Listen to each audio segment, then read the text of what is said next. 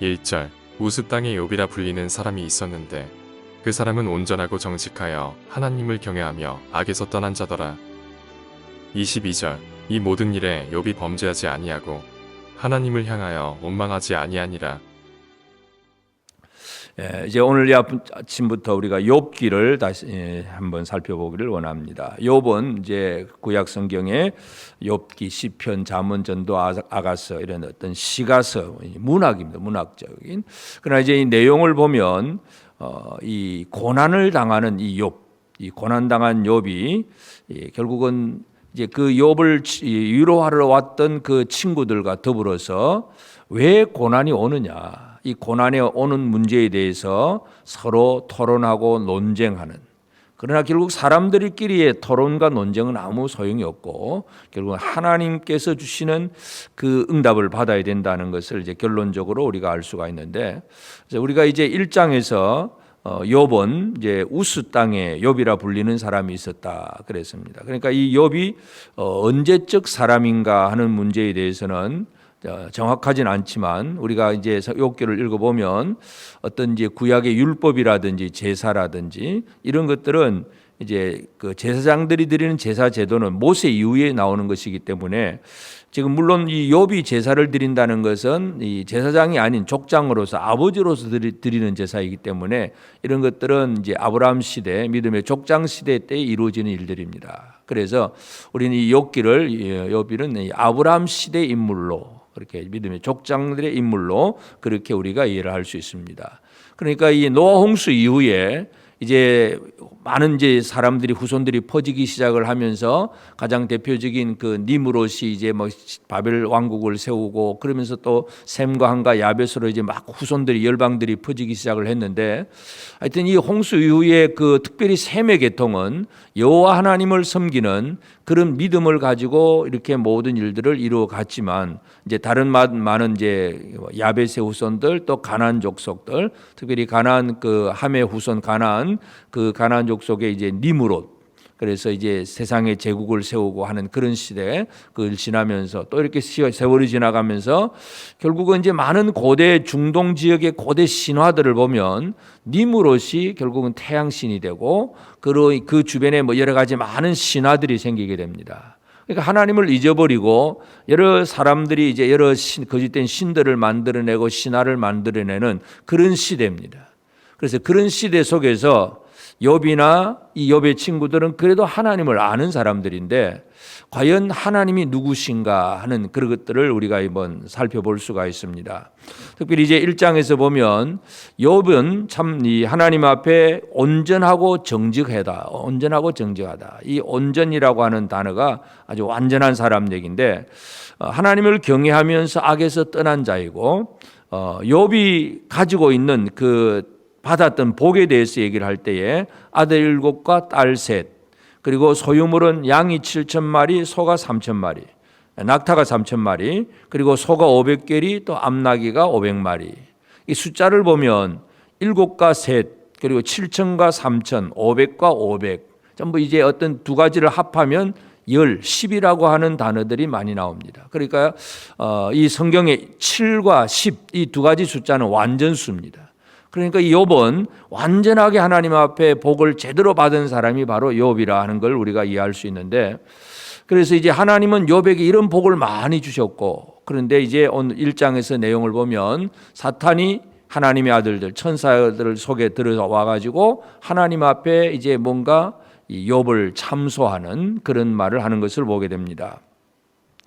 그래서 이 사탄이 이제 욥에 대해서 뭔가 얘기하려고 할 때 하나님께서 그 사탄에게 네가 어디 갔다 왔냐, 두루 다녀보고 왔다고 하니까 그럼 내 종 욥을 위해서 보았느냐. 하나님은 욥을 드러내고 싶습니다. 그때의 사탄의 그 대답은 어찌 욥이 까닭 없이 하나님을 경외하겠습니까? 하나님이 그렇게 완전한 복을 주셨는데 그 완전한 복을 받고 어떻게 하나님을 뭐 저주하거나 불평하거나 원망하겠습니까?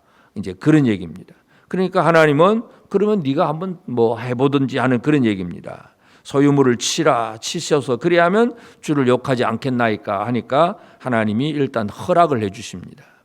고난은 하나님께서 허락을 해 주실 때에 생기는 겁니다. 물론 하나님이 일부러 테스트를 하고 어떤 훈련을 시키기 위해서 고난을 주실 수도 있지만 대부분의 경우는 사탄이 이제 이 고난을 우리에게 주어서 어떤 어려움을 겪게 하는데 물론 그것도 하나님이 허락하지 않으면 될 수가 없습니다. 그래서 하나님 첫 번째 그러면 그 몸에는 손을 대지 말고 그가 받았다고 하는 그 재산, 재물에만 손을 대라 하는 허락을 통해서 사탄이 이제 욥을 치기 시작을 합니다. 그래서 강도가 생기고 도둑들이 생기고 또 큰 바람이 불어서 막 집이 무너지고 재난의 소식 들리고 여러 가지 많은 어려운 일들이 이제 벌어지기를 시작합니다. 그런데 이제 그 상황, 그렇게 어려운 상황들이 막 벌어질 때에도 20절에 보면 욥이 일어나 겉옷을 찢고 머리털을 밀고 땅에 엎드려 예배하며 그 어려운 상황 속에서 하나님 앞에 예배합니다. 그리고 내가 모태에서 알몸으로 나와 싸운 적 또한 알몸이 그리로 돌아가올지라. 주신 이도 여호와시오 거두신 이도 여호와시오니 여호와 이름이 찬송을 받으실지니이다. 그런 얘기를 합니다. 그래서 모든 주권이 오직 하나님께 있다는 것, 그걸 인정하고 예배하고 마지막 절 이 모든 일에 욥이 범죄하지 아니하고 하나님을 향하여 원망하지 아니한다. 그래서 욥의 승리는 바로 이런 이 입으로 원망하거나 불평하지 않는 것, 이게 바로 욥의 승리인데 오늘 우리가 이제 욥기 1장을 통해서 한번 살펴보고자 하는 것은 하나님께서 왜 이 고난을 주셨을까 하는 문제. 이 땅에 우리 모든 성도들, 모든 사람들이 고난이 없이 살기를 원합니다.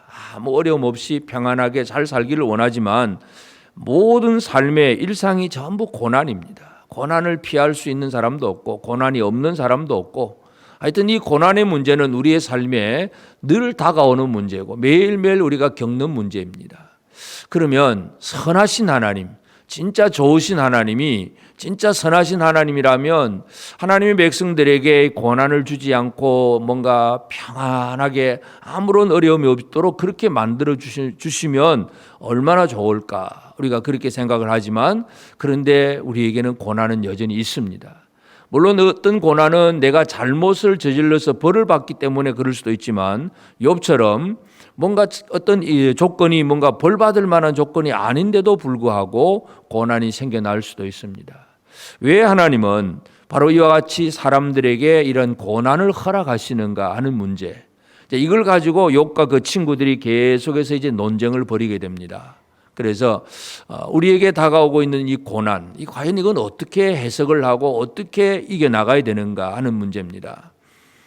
우리가 어제까지도 이제 살펴본 것은 에스더서인데 모르드게와 그 에스더는 하만이라고 하는 대적이 분명히 있기 때문에 그 하만을 통해서 오는 어려움을 대적하며 이겨나간 생활이었는데 욥에게는 어떤 대적이 눈에 보이지는 않습니다. 어느 날 갑자기 그냥 도둑이 와서 훔쳐가고 강도가 빼앗아가고 막 불이 나고 무너지고 뭐 이런 사건들이 벌어지는 것이지 특별히 자기 어떤 대적이 나오는 게 아니고 고난을 주는 대상이 분명한 건 아닌데 그런데 고난이 생깁니다. 바로 이러한 상황 속에서 이 모든 문제 속에서 어떻게 하나님을 예배하고 입술로 불평하지 않고 원망하는가 이런 문제인데 물론 욥기 이제 1장 앞부분에서는 1장 2장 처음 욥이 이제 계속 논쟁을 해가는 과정 속에서 앞부분에서는 이와 같이 입술로 불평하고 원망하지 않습니다.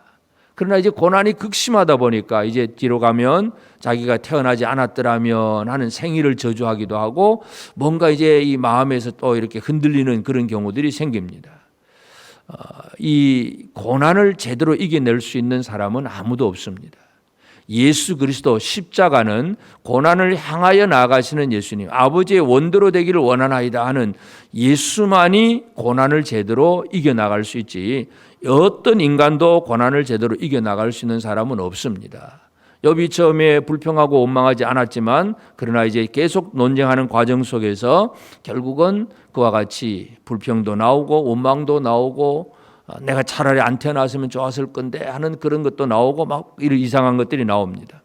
하여튼 우리가 이 땅의 모든 사람들을 바라볼 때마다 진짜 온전함은 예수 그리스도밖에 없다 하는 것을 우리는 다시 한번 기억할 수 있는데 이제 1장에서 오늘 우리가 욥기를 통해서 살펴볼 수 있는 것은 하나님은 욥이라고 하는 한 인물, 이 사람을 하나님의 대리자로 세워서 이 사탄이 가져다 주는 고난과 싸우게 하시는 것. 이게 이제 하나님의 통치하시는 방식입니다. 그래서 선하신 하나님이 왜 이 고난을 잊게 하느냐 하는 이 문제에 대해서 참 이 세상에 아무런 고난도 없고 모든 것이 평안하다면, 예를 들어 자연으로 비교한다면 바람도 필요 없고 태풍도 뭐 해일도 쓰나미도 없고 아무런 재난의 소식도 없다면 얼마나 좋을까. 그런데 그 하나님께서 이 세상을 만드신 것은 바로 하나님께서 이 세상을 그렇게 역동적으로 움직이기를 원하신 것이 바로 하나님입니다. 바람도 불고 뭐 이렇게 태풍도 나오고 막 많은 사건들을 통해서 이 세상이 막 역동적으로 움직이는 것. 홍수 이후에 하나님께서 추위와 더위, 여름과 겨울 막 이런 것들이 있게 하시는 것은 이 세상이 그렇게 막 움직여가게 하시는 거예요.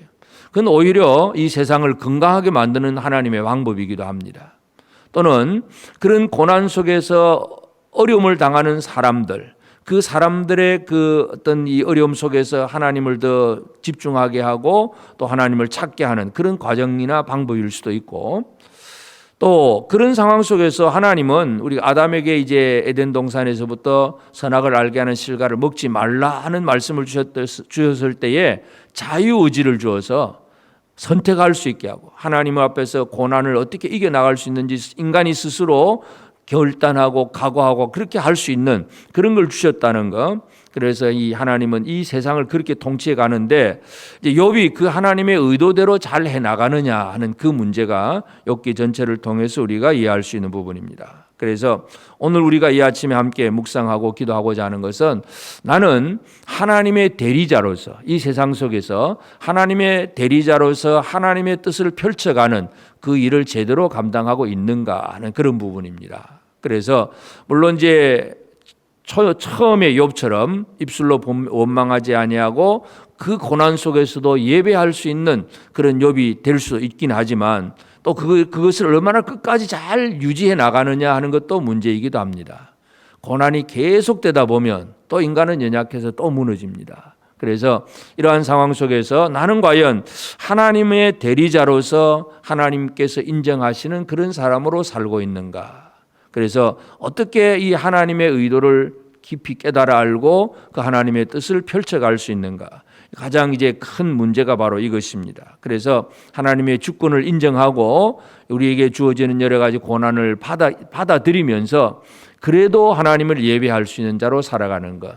이것이 바로 욥기 1장에서 우리가 살펴볼 수 있는 내용입니다. 그래서 이제 욥과 그 친구들이 계속 논쟁을 하면서 결국은 진정한 지혜를 구하는데, 그 지혜는 인간이 아무리 노력을 해도 엘리바스나 빌닷과 소발 이 자기 나름대로 열심히 뭔가 토론하고 논쟁을 하지만 그러나 하나님의 지혜를 제대로 알 수가 없습니다. 사람들은 자기의 사고방식에 딱 사로잡혀서 그 틀 안에서 하나님을 알려고 하지만 하나님은 인간의 사고방식 그 틀 밖에 계신 분이라는 것, 우리가 이것을 이해하면서 참 우리는 좀 더 하나님을 깊이 깨달아 아는, 그리고 내 사고방식을 벗어나 있는 그 하나님을 발견할 수 있도록 지혜를 구하고 하나님의 대리자로서 이 땅에서 하루하루를 하나님의 영광을 드러내고 온전히 하나님을 예배하고 하나님의 뜻을 이루는 삶으로 살아가는 우리 모두가 되어지기를 주의 이름으로 축복합니다.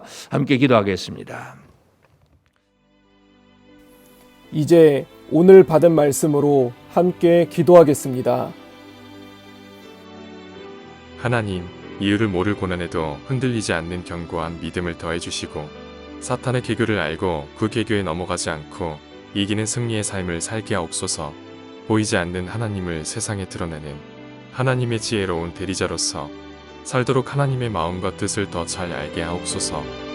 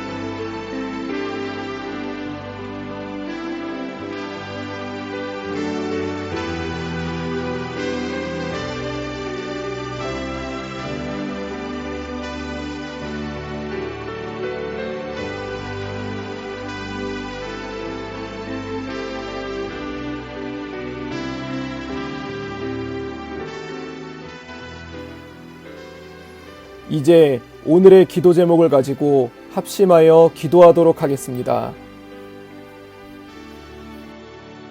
첫 번째 기도 제목입니다. 오늘 오후 2시부터 바이블 아카데미가 개강합니다. 주님, 이 시간에 강력한 말씀의 권능이 임하게 하여 주옵소서. 말씀을 사모하는 우리 교회 모든 성도들이 함께 모여 주의 말씀 안에서 하나 되고 회복되게 하옵소서.